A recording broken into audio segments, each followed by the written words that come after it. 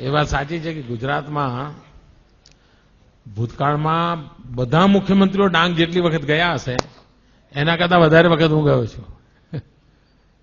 કોઈને પ્રશ્ન પૂછે સ્વાભાવિક છે, જે કામ કરે ને એને સમયનો પ્રશ્ન જ નથી હોતો, જે ન કરે ને એને સમયના પ્રોબ્લેમ હોય છે. તમે જોજો આ દુનિયાનો નિયમ છે. જે નવરો હોય ને એને તમે કહો કે અત્યારે મારે મળવું છે આવું, તો કે ના હમણાં નહીં, હું જરા પછી વાત કરીએ આપણે. નવરો જ હોય સાહેબ. અને જે કામ કરવું હોય કે એમ કરો ને ભાઈ, તમે જો 9 વાગે આવી જાઓ તો 9 ને 9 ની 5 ની વચ્ચે આપણે એડજસ્ટ કરી લઈશું, બેસી લઈશું, તમે આવી જજો ને. ખરેખર જે કામ કરનારો માણસ હોય છે એને સમયની ક્યારેય ખોટ પડતી નથી. ભરપૂર સમય છે આપણી પાસે. આપણને સમયનો ઉપયોગ આવડતો નથી.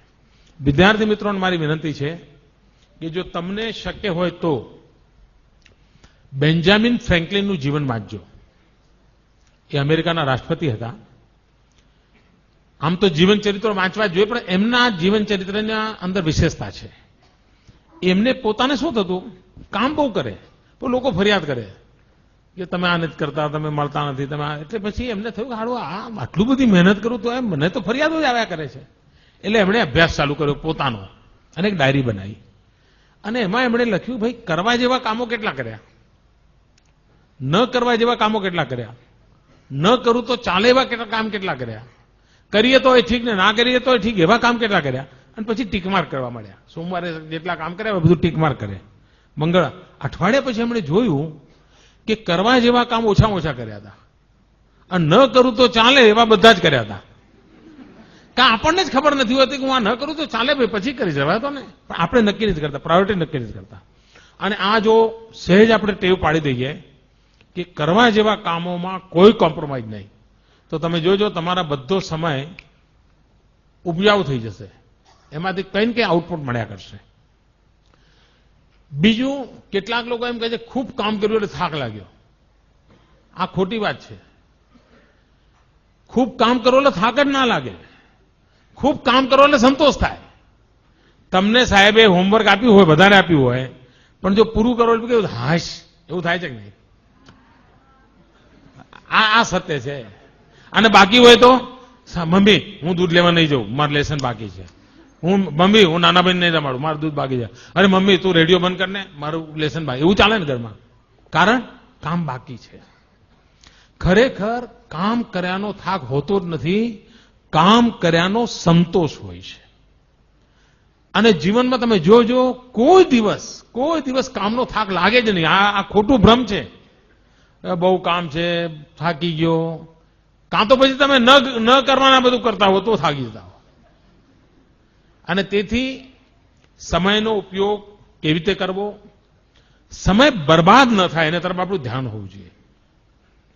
મને યાદ છે એકવાર હું કેકા શાસ્ત્રીજી, તમે નામ સાંભળ્યું હશે, બહુ જ મોટા આ રાજ્યના ખૂબ મોટા વિદ્વાન, એમની સાથે એકવાર હું પ્રવાસમાં ગયેલો અને લગભગ 10 દિવસનો મારો પ્રવાસ હતો.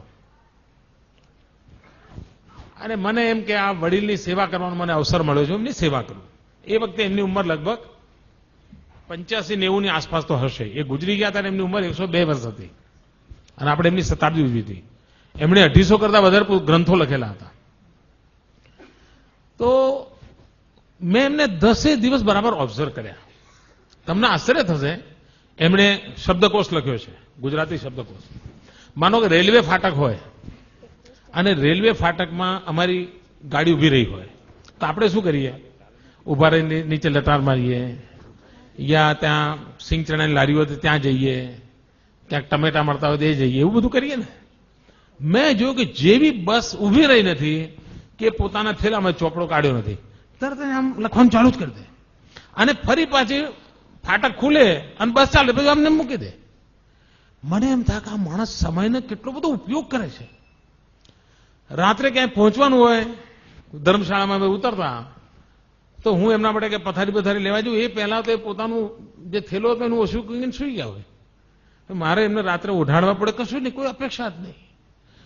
ત્યારે હું જોતો હતો કે આ વ્યક્તિ આટલું બધું કામ કેવી રીતે કરી શક્યા હશે. સમયનો એટલો અદભુત ઉપયોગ કરતા હતા એ. મેં એટલા આમ, અને બારીકાઈથી મેં જોયું છે ને. અને મને તાજ્જુબ હતું અને એમના જીવનક્રમની અંદર પૂજાપાઠ, લેખન, વાંચન આ ચીજમાં કોઈ 1 મિનિટનો ફરક નહોતો પડતો. અને 10 દિવસનું એટલું હેક્ટિક શેડ્યુલ હતું. એ ઘરે લઈને જેટલા કામ પૂરા કરતા હતા એટલા જ કામ એમણે પ્રવાસમાં પણ પૂરા કર્યા. એટલે મારા મન પર એની અસર હતી. અને 85-90 વર્ષની ઉંમર, આપણા ઘરમાં આપણા દાદાજી 85-90 વર્ષના હોય તો શું કરતા હોય તમને ખબર છે ને?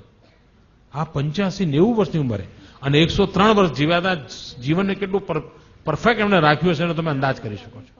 તો સમયનો સદુપયોગ આ મંત્ર લઈને જો ચાલીએ, કરવા જેવા કામોને પૂરા કરવાનો આગ્રહ રાખીએ, કામમાં આનંદનો ભાવ અનુભવીએ તો આપણને ચોક્કસ પરિણામ મળે.